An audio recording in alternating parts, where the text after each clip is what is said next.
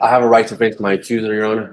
No, here's the thing. They want to throw around magic words like Jack and the Beanstalk. Oh, let me throw right to accuser, right to confront. Let me throw, I want a dismissal. Somebody was trying to take my life that night, and I was just trying to save my life. And I did. And I ended up at the hospital. I called the cops. All right, and let me stop you right there.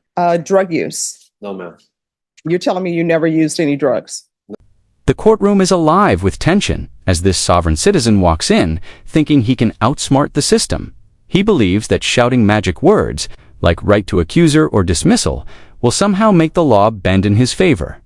But the judge, sitting across from him, is not the type to play games. This is not a fairy tale where Jack climbs a beanstalk to escape reality.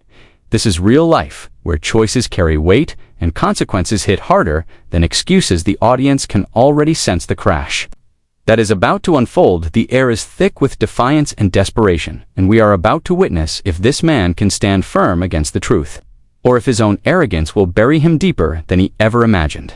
I remember. Okay, well, I'm just going to fill you in on what's going on then today. All right, what's happening today? So I asked the DA if he would be willing to consider the 10 deferred. He said, let me think about it.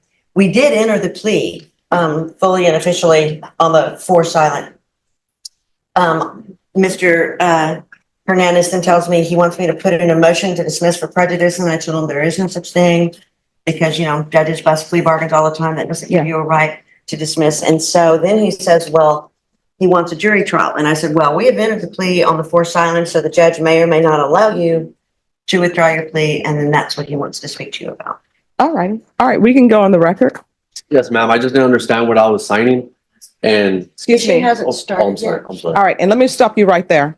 All this thing where people say they don't understand what they were signing, based upon what is the information that I've received, that first it was 10 years deferred and the judge denied it, and then it came back to a silent offer. Yeah, everybody understood.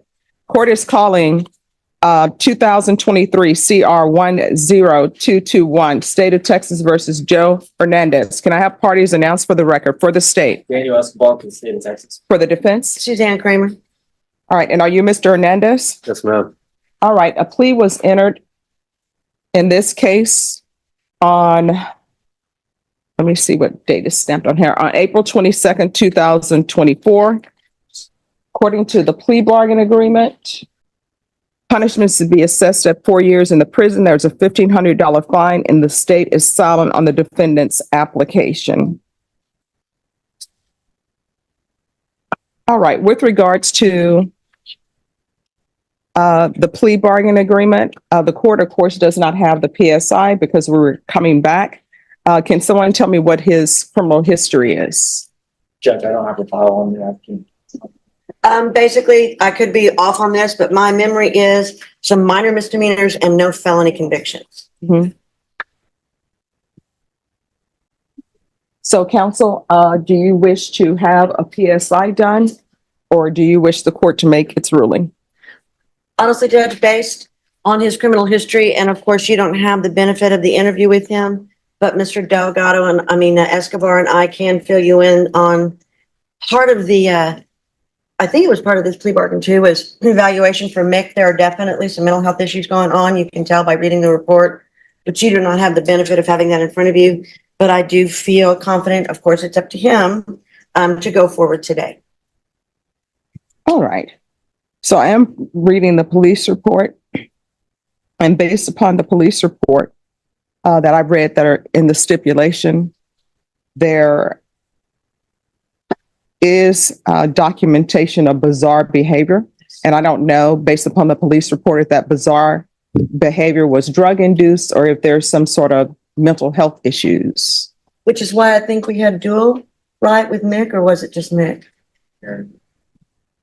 I'm making yes, that was I mean, based on my time, and certainly I'm not an expert in any way, but I would tend to think it might have been both, but definitely some mental health issues. All right, Mr. Hernandez, you want to raise your right hand for me, please? Do you solemnly swear and affirm the testimony you give will be the truth and nothing but the truth, so help you God? Yes, ma'am. All right, you can lower your hand, state your name for the record. Joe Hernandez. All right, so Mr. Hernandez, have you ever been diagnosed with any type of mental health issues? No, ma'am. All right. Not even in your childhood? No, ma'am. Drug use. No, ma'am. You're telling me you never used any? Cut deep like a blade. The judge wants straight answers and nothing less drug use. No, never. Touched it, the man insists, but the record tells a story that laughs in the face of his denial. Every viewer watching knows. The system does not pass out charges for free. You do not stumble into bizarre behavior reports without a reason yet here.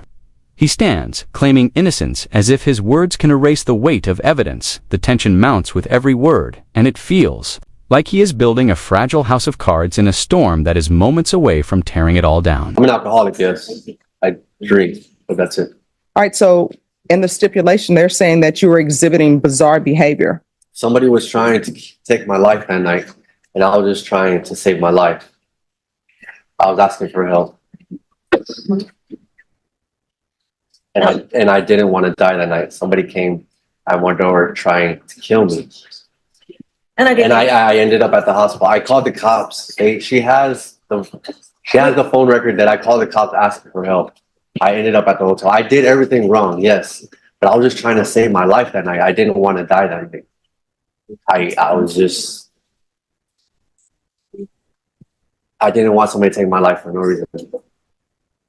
That's the God's honest truth. And I'm here fighting this. I don't have mental issues. Oh, I mean, if you want a jury trial, we'll give you a jury trial. I'm 34 years old. No, if you want a jury trial, you can have a jury trial. That's your question. Or you can request the judge to give you defer. Suddenly the man shifts his story, claiming he was not a criminal, but a victim. That night he insists someone tried to take his life. He insists he called for help. He insists he only wanted to survive, yet every word sounds less like a defense and more like a desperate plea. The judge listens.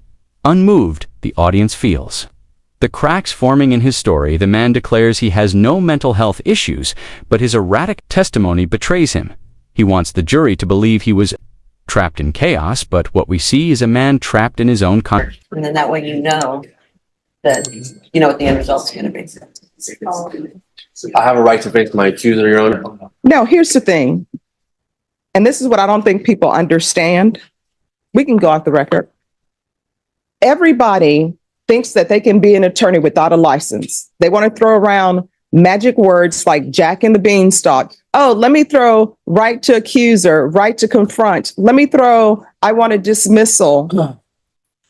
The question is, do you want a jury trial? Yes or no? And let me explain something to you. If you say you want a jury trial, this train is going to a jury trial. This train is not at the last minute. Oh, I see witnesses walking in the door, so therefore I'm deciding to enter a plea bargain agreement. If you want a jury trial, court will give you a jury trial. You will get a quick, fast jury trial. So you want to discuss that with your attorney? You can.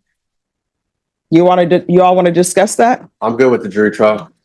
Do you want to discuss that with your client? I think based on my conversation with him earlier this morning that he is, because of what happened the other day, it just took him off of pleading and he wants his jury trial. All right. We're coming back on June 3rd. Thank you, Judge. And you will have your jury trial, and your plea deadline date has expired. Thank you, Judge. You're welcome. May I approach, Your Honor? Just one moment. Off the record, Yes. I'm going to the new Plaza Club on Weston to find out. It's supposed to open up. I'm going to find out what the lunches are about. I understand you love the chop top. Yes. I don't think they have it. I'm going to find out and I'll report back Yes. Do away with their chops out. because the world changes, Judge. Yeah. Yeah, you know? Yeah. Okay, I'll probably text you. All Let right. you know what's All right. Thank you. Then the breaking point arrives. He throws away his plea deal. The very chance that could have spared him years of punishment, gone in a heartbeat. Replaced by the demand for a jury trial, as if that will save him, but everyone. What she knows, this is not strategy, it is sabotage, he believes. The law is a game of delay and distraction, yet the judge reminds him, the train is moving forward and there is no stopping it now. The jury will decide his fate, and his arrogance will decide his downfall. This is not freedom, this is failure playing out before our eyes.